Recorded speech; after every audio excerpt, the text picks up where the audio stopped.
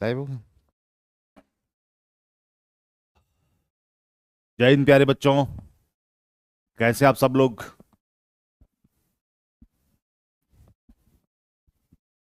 Geography के कुछ important MCQs करेंगे।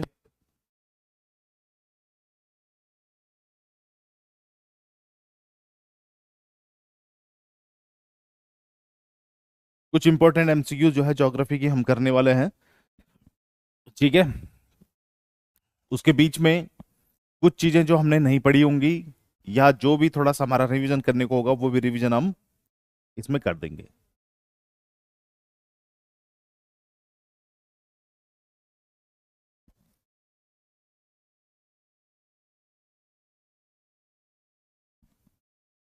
कैसे हैं सर आप? मैं बढ़िया हूँ भाई।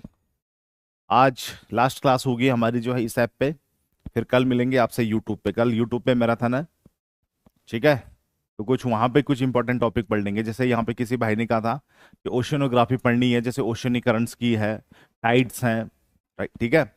तो उस पे उसको जो है कल इंपॉर्टेंट कुछ टॉपिक लेके चलूंगा मैं। जैसे टाइड का है, सोलर इक्लिप्स है, ठीक है ना, सूर्य ग्रहण, चंद्र ग्रहण, इससे संबंधित। और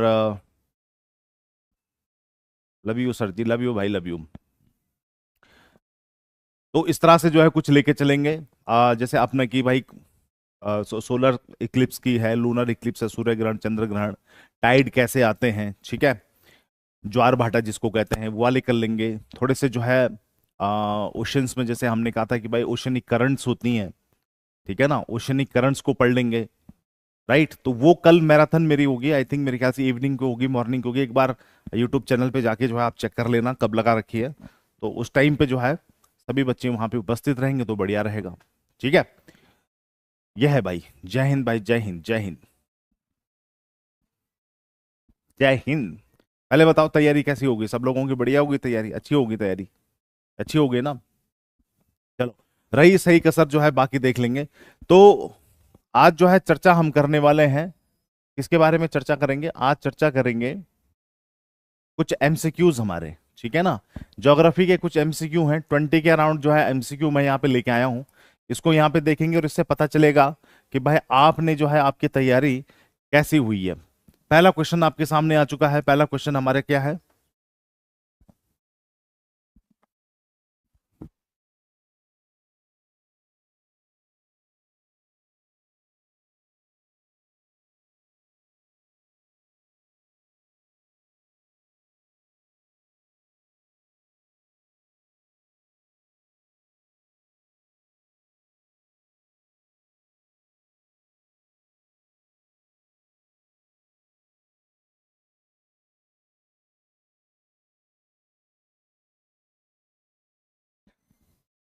ठीक है जी। तो क्वेश्चन जो है, क्वेश्चन नंबर हमारा पहला आ चुका है। क्वेश्चन नंबर पहला हमारा क्या है?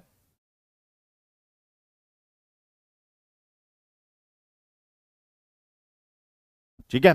Gandak river is associated with one of the following river. Gandak नदी निम्नलिखित नदी प्रणालियों में से एक से जुड़ी हुई है। किससे जुड़ी हुई है आपका जो है Gandak river? Very good, very nice. See, Ganga. हमने बताया था ना गंगा की ट्रिब्यूटरीज, ठीक है ना। तो लेफ्ट बैंक पे कौन सी बताई सब? सबसे पहले जो है आपका रामगंगा, फिर गोमती, घाघरा, गंडक, कोशी, महानंदा। और यहां से जो है कौन सी थी आपका? यमुना। ठीक है, यमुना की ट्रिब्यूटरी कौन सी थी फिर आपका? चंबल। दो थी आपकी यमुना की, दो महत्वपूर्ण है आपका, चंबल और आपका बेतवा। चंबल की आपकी कौन सी है? बनास। और इधर से कौन सी आ जाती है आपका? शिप्रा। और फिर एक हमारी सोन नदी है, और सोन की कौन सी है आपका? रिहंद। इस तरह से गंगा नदी तंत्र बनता है। ठीक है। तो यहां पे हमारा कौन सा आंसर हो जाएगा? गंगा। जो गंडक है वो गंगा से संबंधित आपकी है। ठीक है जी। चलो आगे बढ़ते हैं। रिवर तेल is the tributary of which of the following river. निम्न नदियों में से तेल जो है कौन सी नदी की जो है सहायक है? बताइए।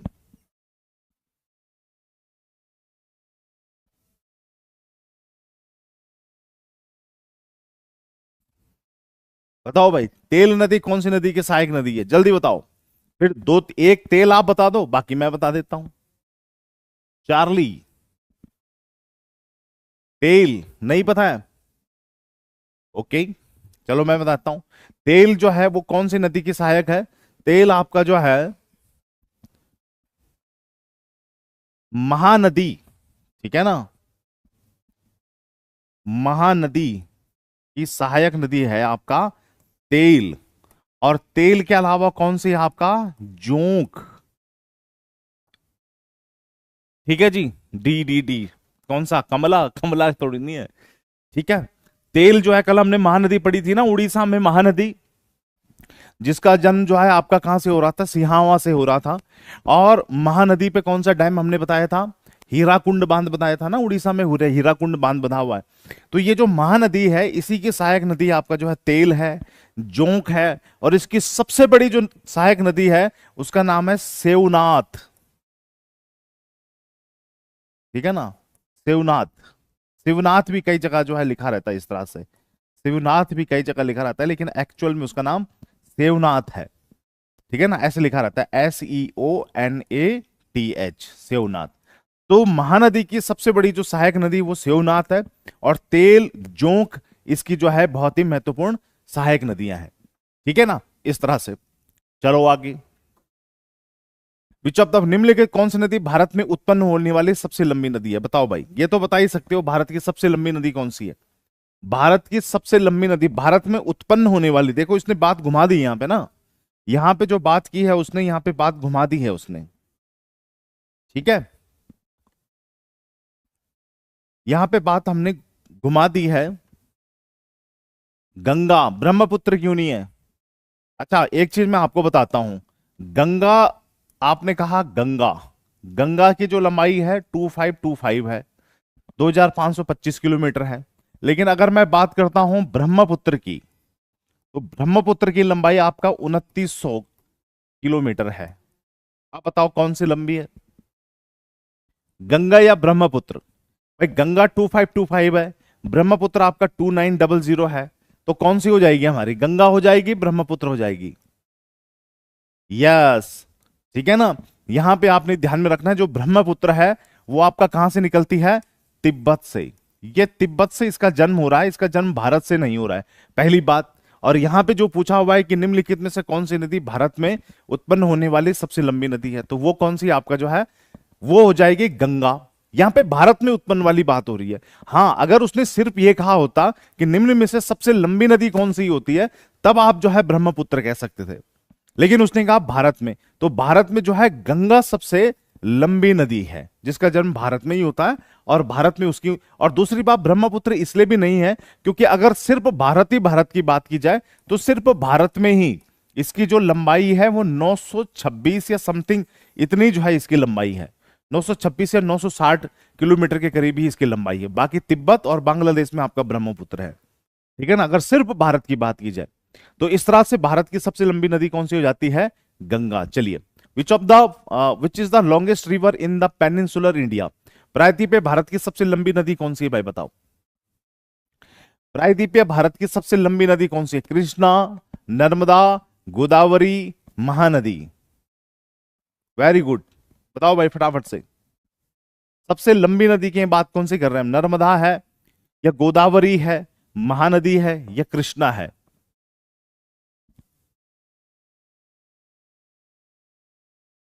सबसे लंबी नदी कौन सी है हमारी? गोदावरी। ठीक है ना, दक्षिण भारत की या प्रायद्वीपीय नदियों की अगर हम बात करते हैं तो गोदावरी नदी सर्वाधिक लंबी नदी है। और इसमें आपने एक चीज और ध्यान में रखना है कि यहां पे नर्मदा की जब हम बात करते हैं तो नर्मदा भी सबसे लंबी वाला क्वेश्चन नर्मदा से भी आता है, लेकिन वो कहां पे आता है? जब हम कहे कि पश्चिम की तरफ बहने वाली, ठीक है ना, पश्चिम की तरफ बहने वाली अगर जो सबसे लंबी नदी है तो वो कौन सी होगी सर हमारी? वो होगी आपका नर्मदा। लेकिन दक्षिण भारत की कहेगा तो वो कौन सी है आपकी? गोदावरी। ठीक है ना, इसको आपने ध्यान में रखना। ब्रावो नहीं बेटा, ब्रावो नहीं, डब्लू भाई ब्रावो नहीं। ये कौन सा होगा हमारा? गोदावरी। दक्षिण भारत की अगर हम बात कर रहे हैं तो वो आपकी गोदावरी होगी। ठीक है, चलो आगे। अच्छा बताओ भाई, अब ये मैंने तो बिल्कुल कल ही पढ़ाया था, तो इसका आंसर तो आपको देना ही पड़ेगा कि ब्रह्मगिरी हिल से कौन निकलता है? वेरीनाग स्प्रिंग। स्प्रिंग का मतलब होता है जो झरना होता है, झरने को इंग्लिश में स्प्रिंग कहा जाता है। ठीक है, तो उसको जो है स्प्रिंग कहते हैं। महाबलेश्वर, महाबलेश्वर से कौन निकल रहा है, और छोटा नागपुर प्लेट्यू से कौन जो है किसका जन्म हो रहा है, जरा मुझे जो है मैच करके बताओ कौन सा होगा हमारा, ए होगा, बी होगा, सी होगा, डी होगा।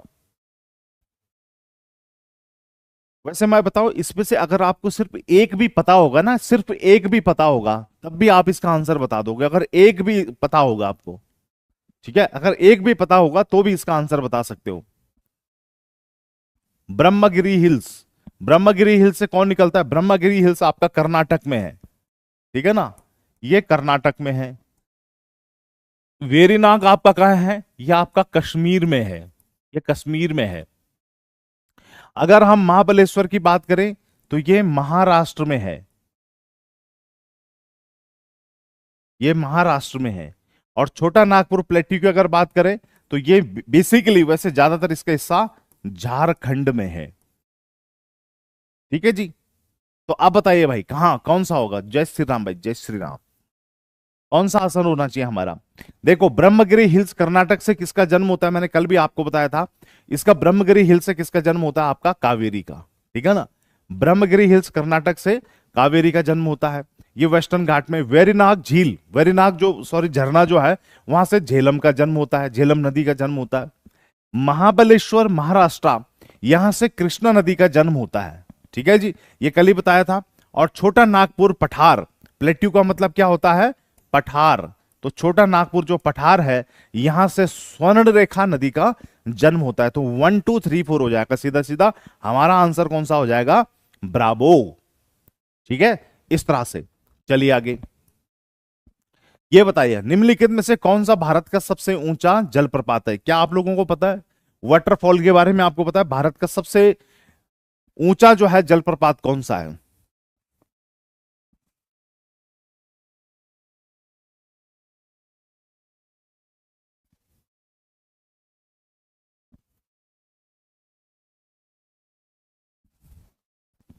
वेरी गुड, बताओ भाई, बी कुचिकल फॉल, कहां पे है कुचिकल फॉल बताइए। देखो सबसे पहले पहला जो है ये जॉग फॉल की हम बात करते हैं, ये जो जॉग फॉल है ये कहां पे है, आपका कर्नाटक में, ठीक है ना, कर्नाटक में है। इसको महात्मा गांधी जलप्रपात भी कहते हैं, ठीक है ना। इसको गरसोपा भी कहते हैं, गरसोपा, गरसोपा भी इसको कहा जाता है, गरसोपा जलप्रपात भी इसको कहा जाता है, ठीक है ना। और ये जो कुचिकल है ये भी आपका कहां पे है, ये भी कर्नाटक में है। अभी कुछ समय पहले आपका जोग फॉल, ये जिसको महात्मा गांधी जलप्रपात कह रहे हैं, या जिसको गरसोपा हम कह रहे हैं, ये जलप्रपात आपका भारत का सबसे ऊंचा हुआ करता था, लेकिन आज के डेट पे कौन सा हो गया, आपका कुचिकल फॉल हो गया है, ठीक है जी। चलो आगे, अच्छा ये बताओ दो नदियों के बीच की उपजाऊ भूमि को क्या कहा जाता है, ये भी मैंने बताया है क्लास में, दो नदियों के बीच की उपजाऊ भूमि को क्या कहा जाता है, ये भी मैंने बताया है, बताओ भाई।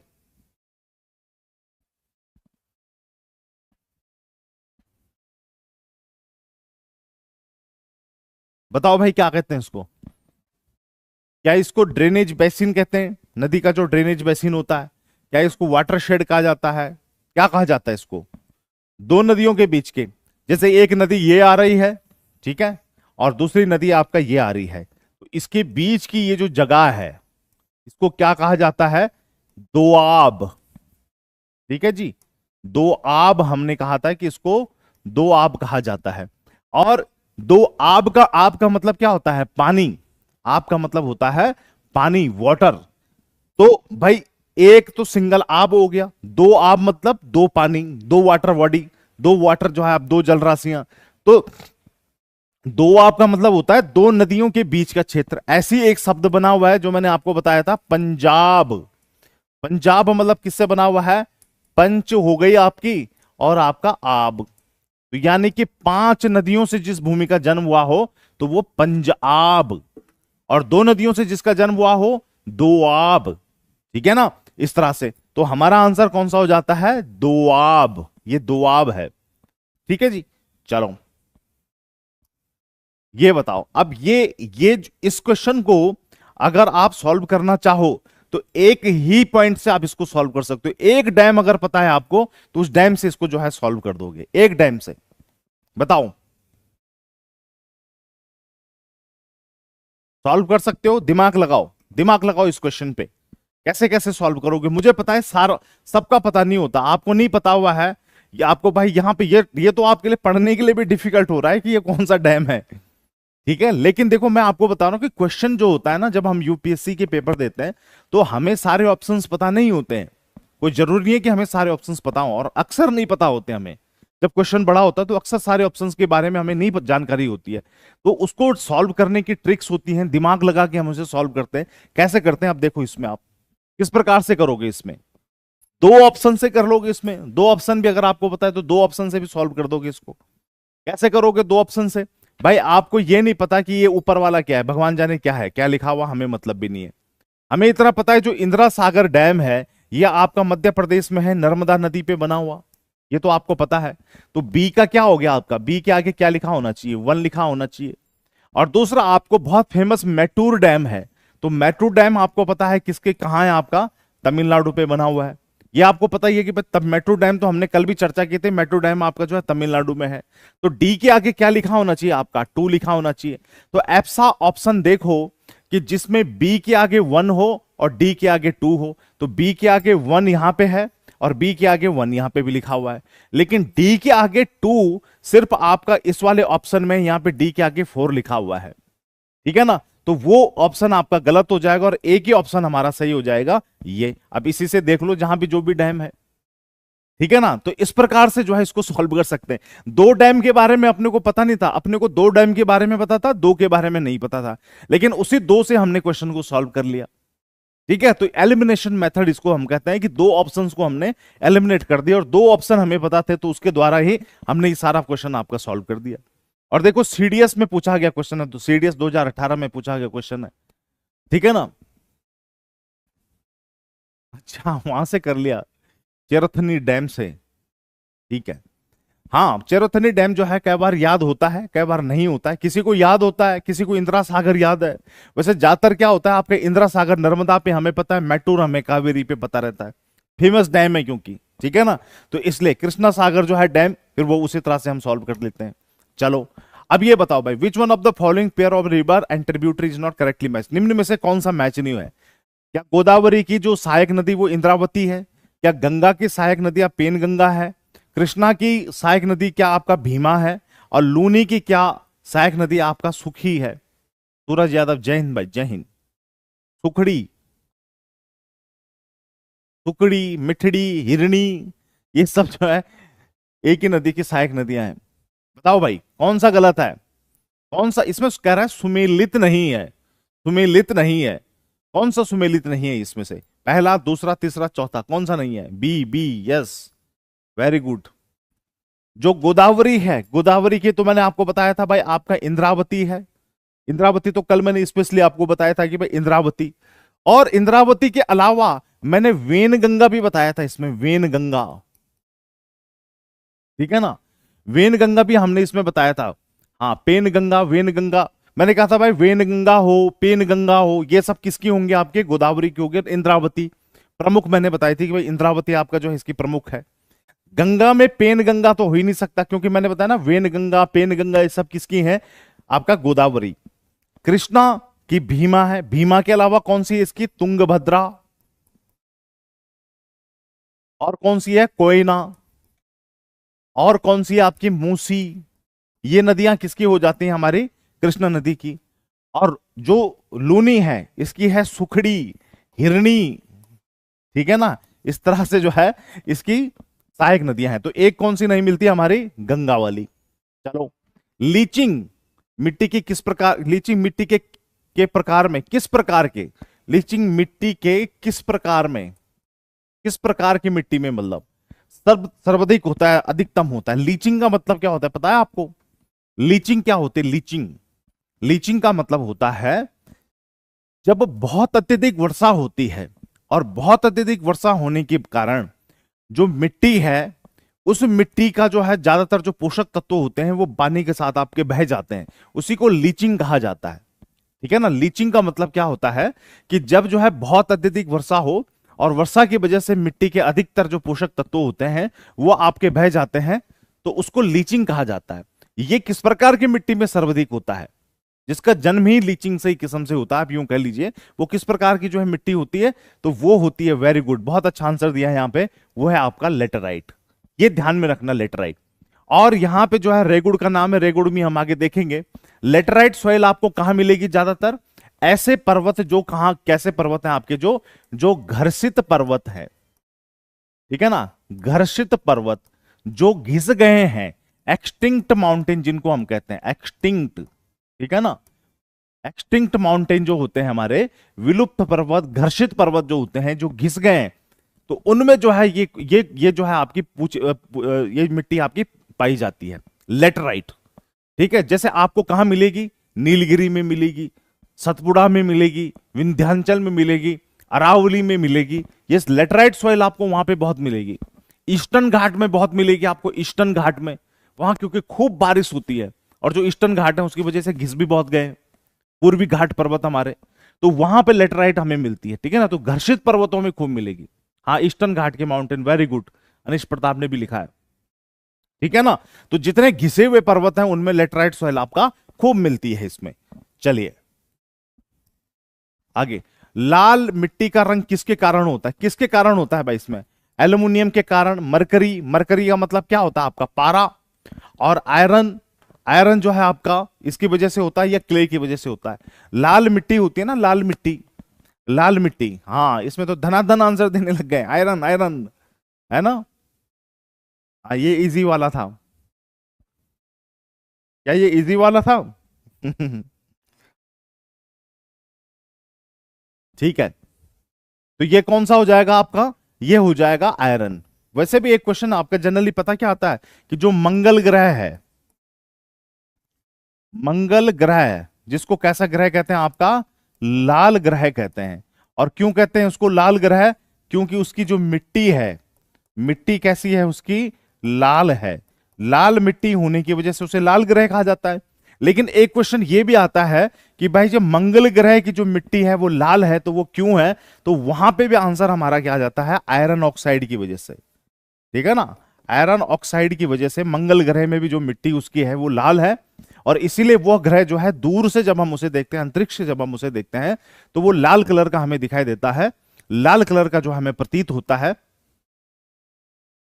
आंसर पता होता तो हाँ, सब क्वेश्चन जो है इजी लगते हैं। महाराष्ट्र में रेड सॉइल, बेटा बहुत गलत लिखा है आपने, महाराष्ट्र में अधिकतर जो है काली मिट्टी है, लाल मिट्टी वहां पे जो है उतनी नहीं मिलेगी।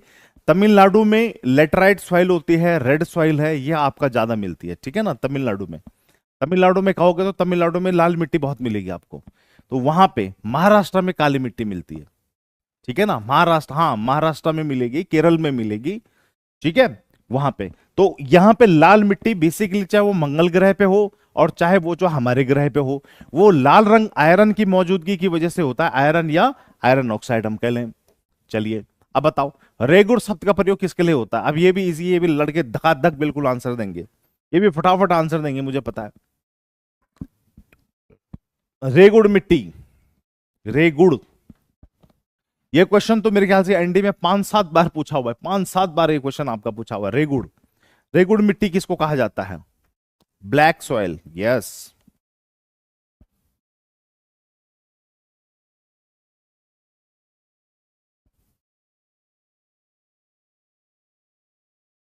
बताओ बच्चों, yes very good, black soil को, ब्लैक सॉइल, ये इसको क्या है, कॉटन सॉइल भी कहा जाता है, ठीक है ना। ये जो रेगुड़ है ये कॉटन सॉइल भी इसको कहा जाता है, और ये कहां ज्यादातर मिलेगी आपको, ये जो ब्लैक मिट्टी है इसी को रेगुड़, बहुत बार जो है एग्जाम में पूछा हुआ है।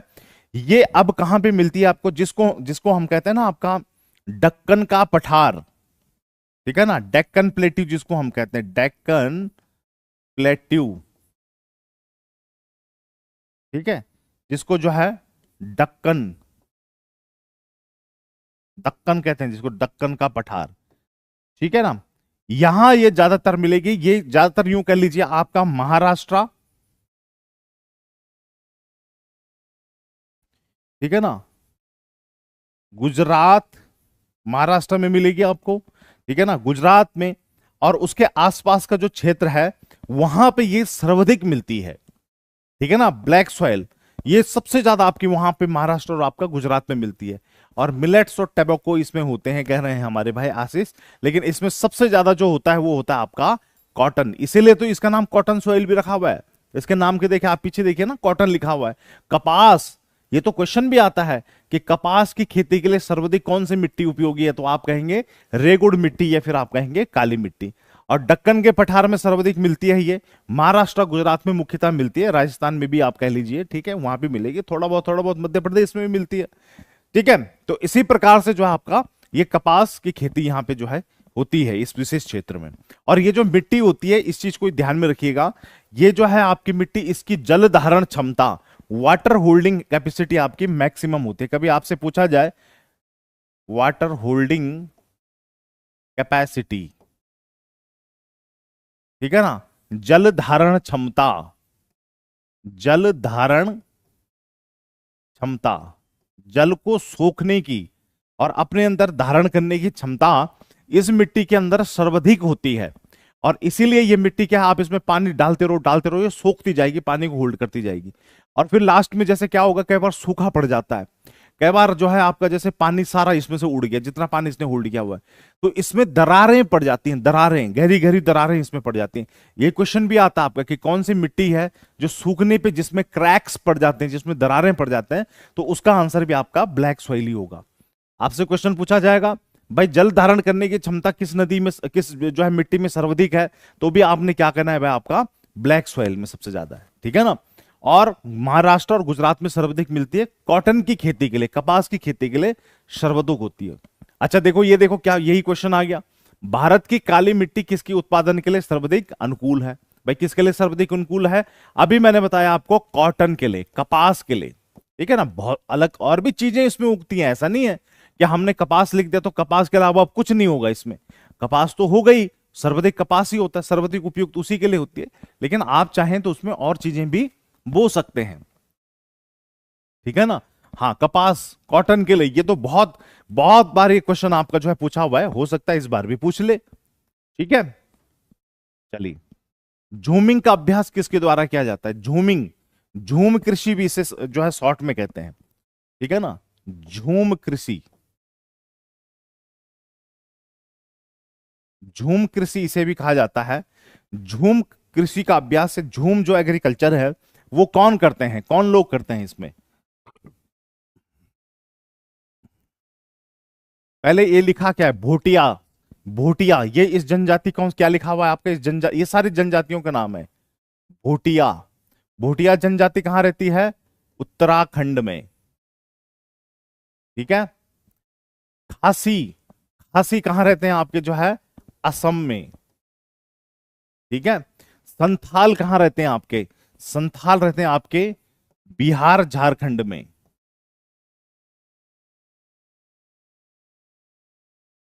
संथाली जो भाषा है ना, संथाली, बिहार झारखंड में। और जो टोड रहते हैं, ये टोड हैं, टोड,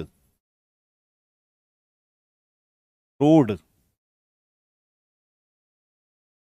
ये जो टोड जनजाति है ये कहां रहती है? टोड जनजाति नीलगिरी के पर्वतों में, नीलगिरी की पहाड़ियों में।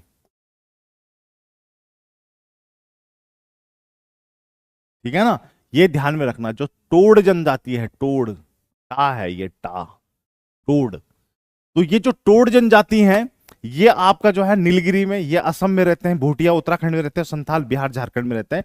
प्रश्न ये पूछा हुआ है कि इनमें से झूमिंग खेती कौन करता है? झूमिंग का मतलब होता है जब जब जब ये आदिवासी क्या करेंगे, किसी भाई जंगल में पहुंचेंगे, किसी जगह पे पहुंचेंगे, वहां पे जितने पेड़ होते हैं उनको जो है वो क्या कर देते हैं, आग लगा देते हैं, काटते हैं और काट के आग लगा देते हैं। आग लगने के बाद क्या हो जाता है भाई, वो राख में बदल जाते हैं सारे पेड़ जो है, जो आग लगने के बाद, और वो जो राख है वो पूरी मिट्टी में मिक्स हो जाती है, और भाई मिट्टी बहुत उपजाऊ हो जाती है। उसके बाद वो कुछ वर्ष उसमें खेती करते हैं, खेती करने के बाद फिर उसे वहीं छोड़ के और फिर अपना दूसरी जगह निकल जाते हैं, और दूसरी जगह जाके फिर वही काम करते हैं। दूसरी जगह पहुंचे, पहुंचने के बाद फिर उन्होंने जो है पेड़ों को काटा, वहां आग लगा दी, वो सारा राख बन जाता है, उसका सारा उस पूरे इलाके में फैला देते हैं, मिट्टी उपजाऊ हो जाती है, वहां फिर खेती करते हैं। और कुछ सालों बाद जब वो मिट्टी भी आपका क्या हो जाती है, उसमें उर्वरकता उसकी खत्म हो जाती है, उसे वहीं छोड़ के फिर दूसरी जगह चले जाते हैं, वहां भी फिर वही करेंगे, पेड़ काटेंगे, आग लगाएंगे, राख बिखेरेंगे। तो इस प्रकार की जो खेती होती है, स्थानांतरण खेती इसको कहते हैं आपका, हिंदी में स्थानांतरणीय खेती इसको कहा जाता है, यानी कि ट्रांसफर होता रहता है, यहां से वहां से वहां स्थानांतरण होता रहता है, उसी को जो है झूम कृषि का नाम दिया जाता है। तो इनमें से कौन सी जनजाति ऐसी है जो झूम कृषि को जो है आपका प्रैक्टिस करती है, तो उसका आंसर होगा हमारा खासी, गारो खासी जयंतियां। ये आपने सुना होगा, 3 पहाड़ियां आपका असम में है, ठीक है ना, एक आपका मेघालय में और 2 आपकी असम में है, गारो, खासी और जयंतिया, ठीक है। तो इनमें से जो खासी जो पर्वत है, जो खासी पर्वत है, वहां पे जो है आपके खासी जनजाति रहती है, इसी के नाम से उसका जो है नामकरण भी रखा गया है, खासी पर्वत, ठीक है ना, खासी पहाड़ियां, गारो खासी जयंतियां। Which of the following not correctly match, बताओ भाई। ये क्रांति के बारे में बात हो रही है, गोल्डन जो है, गोल्डन सुनहरी क्रांति, सुनहरी क्रांति से संबंधित कौन है? व्हाइट का मतलब होता है श्वेत क्रांति, अगर ब्लू की बात करें तो नील क्रांति या नीली क्रांति, ग्रीन का मतलब है आपका हरित क्रांति, ठीक है। क्या हरित क्रांति एग्रीकल्चर से संबंधित है? हॉर्टिकल्चर का मतलब क्या होता है? सर ये जनजाति एक तरह से हम लोगों के लिए एलियन है, तुम्हारे लिए वो एलियन है तो तुम उनके लिए एलियन हो, ठीक है। बताओ, हॉर्टिकल्चर, हॉर्टिकल्चर किसको कहते हैं पता है? हॉर्टिकल्चर किसको कहा जाता है, किसको कहा जाता है पहले बताओ। हॉर्टिकल्चर, ये जो पहला वाला ऑप्शन है हॉर्टिकल्चर, किसको कहा जाता है? क्या आप लोगों को अंदाजा है इस बात का कि हॉर्टिकल्चर किसे कहा जाता है? किसे कहते हैं भाई horticulture? What is horticulture? B, B को पालने को हॉर्टिकल्चर कहा जाता है? अच्छा भाई, जो मधुमक्खी पालन होता है उसको तो, उसको क्या कहा जाता है? वो अलग चीज होती है, यस बिल्कुल सही, आशीष भाई ने पकड़ लिया है। गोल्डन जो है आपका वो हॉर्टिकल्चर से है, बिल्कुल। व्हाइट यानी कि श्वेत क्रांति, मिल्क यानी कि भाई सफेद कलर का मिल्क होता है, तो श्वेत जो क्रांति आपका दूध से हो गई। नीली क्रांति आपका किससे होनी चाहिए था? मछली, ठीक है ना, मछली, यह जो है आपका मछली उत्पादन से होना चाहिए था। तो यहां पे पोल्ट्री लिखा हुआ है, पोल्ट्री का मतलब मुर्गे होते हैं, जो मुर्गे, ठीक है ना, तो मुर्गे, तो मुर्गी जो है मुर्गे से संबंधित आपका ब्लू नहीं है। और हरित क्रांति का मतलब तो एग्रीकल्चर यानी कि कृषि से ही है, और कृषि में भी सर्वाधिक जो है आपका किस पे प्रभाव पड़ा था? आपका गेहूं, गेहूं से है, ठीक है ना। हाँ, तो ये मिल गया है, लेकिन पोल्ट्री वाला ये जो ब्लू वाला है ये गलत आपका लिखा हुआ है। ब्लू, नीली क्रांति जो है आपका, ब्लू रिवॉल्यूशन आपका, नीली क्रांति मछली से संबंधित है। ये बताओ भैया ये कौन सा? ये तो मैप बेस्ड क्वेश्चन आ गया भाई, अब ये तो मैप बेस्ड क्वेश्चन आ गया है, बताइए।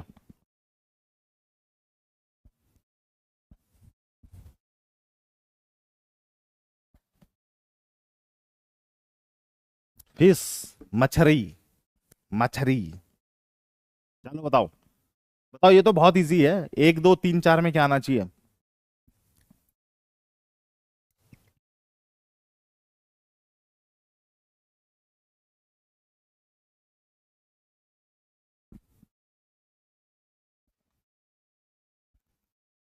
बताओ बताओ बताओ फटाफट से,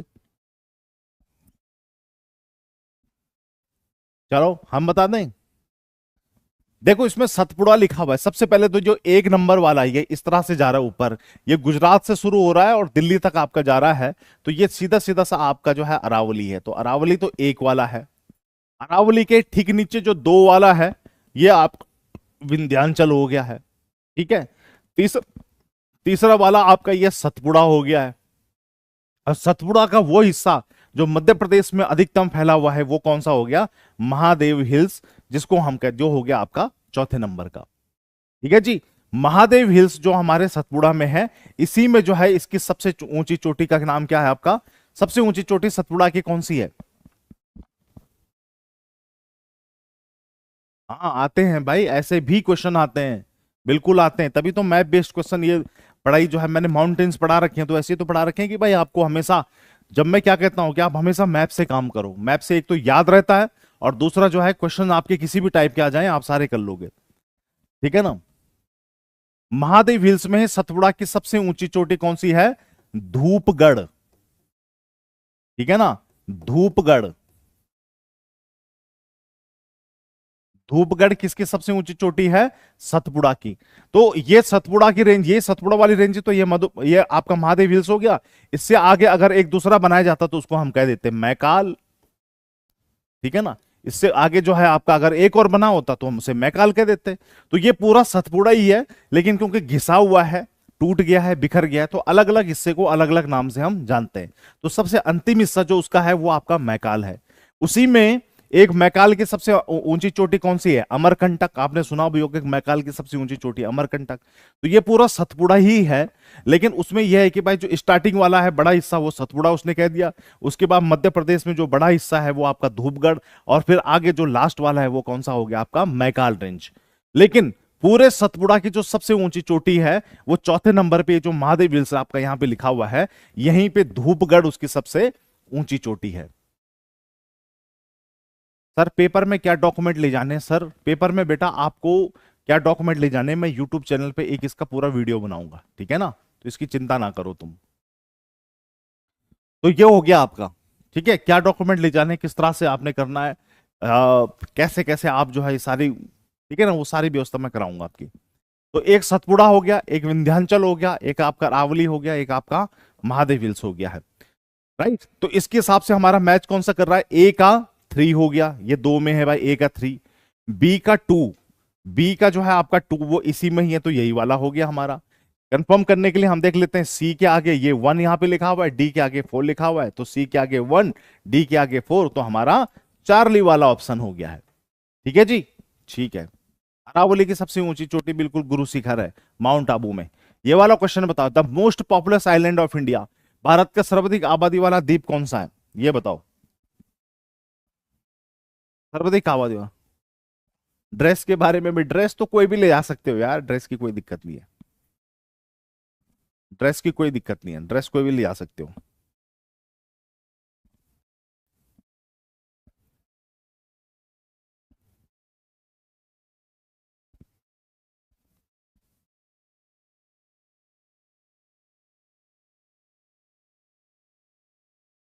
very good, very good.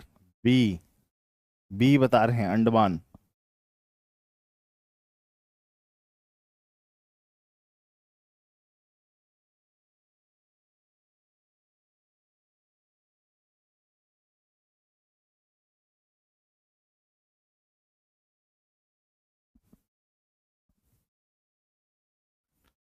Very good, very nice, B. बेटा इसका आंसर है आपका ए, माजुली, ठीक है ना। माजुली कहाँ है आपका? माजुली जो है कहाँ पे आपका? माजुली है, माजुली कहाँ पे है? असम में, ठीक है। असम में, असम में जो देखो इसमें अंडमान लिखा हुआ, देखो ये तब होता अगर इसमें अंडमान निकोबार भी पूरा कर लेता हो, तो एक बार को तब टक्कर दे सकता था वो। ऐसी स्थिति में सिर्फ माजुली, माजुली कहां पे आपका? असम में, ठीक है, ये आपका असम है।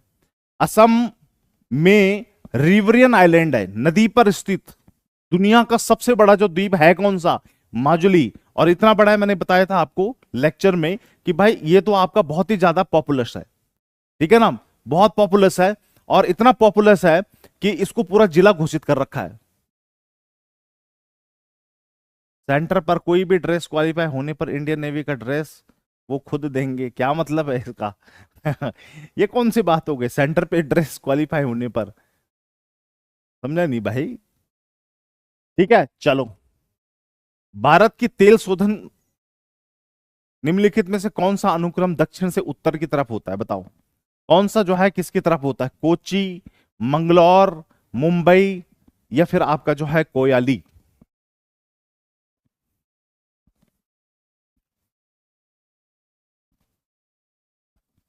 वर्दी मिलेगी? अबे वर्दी वहां थोड़ी नहीं मिलेगी, पेपर क्वालिफाई होने पे मेडिकल होगा, बहुत सारा प्रोसेस होता है, फिर उसके बाद जो है घर पे आएगा कॉल लेटर, फिर जाओगे तब मिलेगी वहां, ठीक है।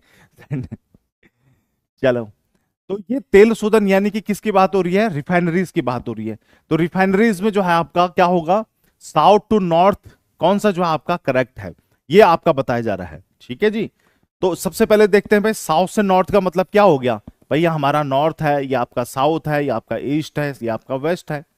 तो हमने कहां से लगानी है, साउथ से नॉर्थ, यानी कि साउथ से नॉर्थ की तरफ कौन सा है। सबसे पहले देखो यहां पे लिखा हुआ है आपका कोच्चि। तो कोच्चि जो है आपका कहां पे है, ये तो केरल में हो गया। मंगलोर कहां हो गया आपका, कर्नाटक में हो गया। मुंबई, या आपका जो है मुंबई कहां हो गया आपका, महाराष्ट्र में हो गया। और कोयली कहां हो गया आपका, कोयली। हाँ, वेरी गुड। ए, अच्छा इसी में ही चल रहे हो। कोयली कहां हो गया, कोयली, कोयली बताओ, कोयली जो ए बोल रहे हैं जरा मुझे बताओ, कोयली कहां है, बताओ जरा। तुमने सोचा कि ए वाला ही तीन जो है वो से सही हो रहे हैं तो कोयली हो जाएगा, बताओ कोयली कहां है, बताओ भाई।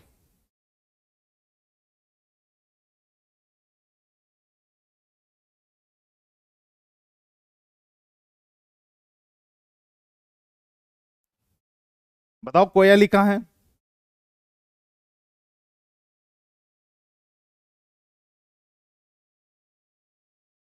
यस, वेरी गुड, गुजरात में। ठीक है ना, ध्यान में रखना ये है आपका गुजरात में। तो कोची मंगलोर में हो गया, सॉरी कोची आपका केरल में हो गया, ये कोची है। फिर आपका मंगलोर कर्नाटक में हो गया, मुंबई महाराष्ट्र में हो गया, और कोयली जो है आपका गुजरात में हो गया। तो ए वाला हमारा बिल्कुल सही हो जाता है। ठीक है ना। इसके अलावा जरा मुझे बताओ बिहार में कौन सी रिफाइनरी है, बिहार में मुझे बताओ। इसके अलावा रिफाइनरी का मतलब होता है तेल शोधक, जहां पे पेट्रोल डीजल इनका शोधन किया जाता है। ठीक है। अच्छा दूसरा, बिहार का बताओ, बिहार में कौन सी जो है ऐसी रिफाइनरी है। और दूसरा आपने मुझे बताना है पश्चिम बंगाल में, वेस्ट बंगाल में मुझे बताओ, वेस्ट बंगाल में कौन सी है। और मुझे बताओ असम में कौन सी है। इन तीनों के बारे में मुझे बताओ फटाफट से। बिहार में कौन सी है, बिहार में बरौनी। ठीक है ना, बिहार में कौन सी हो गई आपका, बरौनी। वेस्ट बंगाल में कौन सी है, हल्दिया। हल्दिया जो है आपका रिफाइनरी कहां से हो गई, वेस्ट बंगाल में। और असम में कौन सी है, डिगबोई। ये नोट कर लेना भैया और इसको याद कर लेना आप। ठीक है। तो कई बार जो है वो नॉर्थ से साउथ देता है, कई बार साउथ से जो है नॉर्थ देता है, कई बार ईस्ट से वेस्ट भी देता है, कई बार ईस्ट से वेस्ट भी देता है, कई बार वेस्ट से ईस्ट भी देता है। यूपी में याद में रखना, उत्तर प्रदेश में कौन सी है, यूपी में जो है आपका